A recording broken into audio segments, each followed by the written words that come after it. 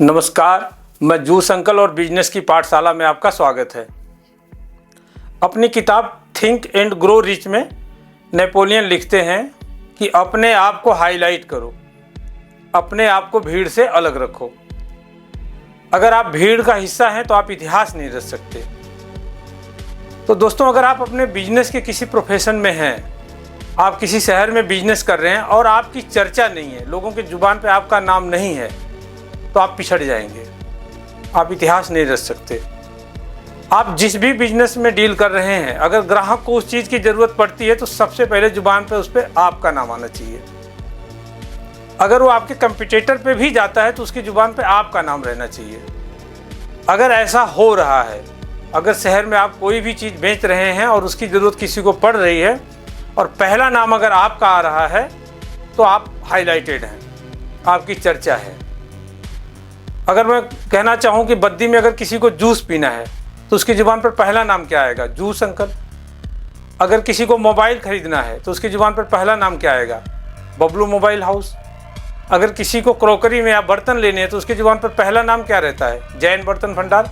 क्योंकि इन लोगों ने अपने को हाईलाइट किया हुआ है, ये लोग शहर में चर्चित हैं। इस तरह से आप अगर जिस भी बिजनेस में हैं तो अपने को हाईलाइट करिए।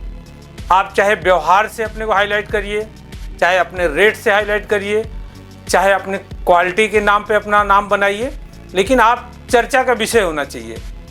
अगर उस शहर में, उस चीज़ में, उस प्रोडक्ट में किसी को ज़रूरत पड़ती है तो उसकी ज़ुबान पर पहला नाम अगर आपका आ रहा है तो आप एक सफल बिजनेसमैन हैं।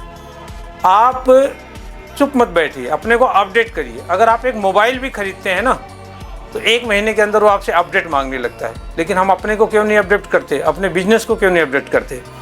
तो हमें देखते रहना है कि आपके आसपास में जो भी प्रोडक्ट आप बेच रहे हैं तो लोग उसमें और क्या कर रहे हैं, क्या चेंजिंग कर रहे हैं, वो कैसे डील कर रहे हैं। जो नामी लोग हैं, उस तरह के बिजनेस के जो नामी लोग हैं, उनको देखिए कि वो क्या कर रहे हैं। आप उनसे कुछ सीखिए और अपने बिजनेस में लगातार बदलाव करते रहिए, हाईलाइट करते रहिए। अपने बोर्ड बदलिए, अपने बैनर्स बदलिए, अपने को प्रचार करवाइए, ऐड करवाइए, लेकिन आप चर्चा का विषय रहना चाहिए।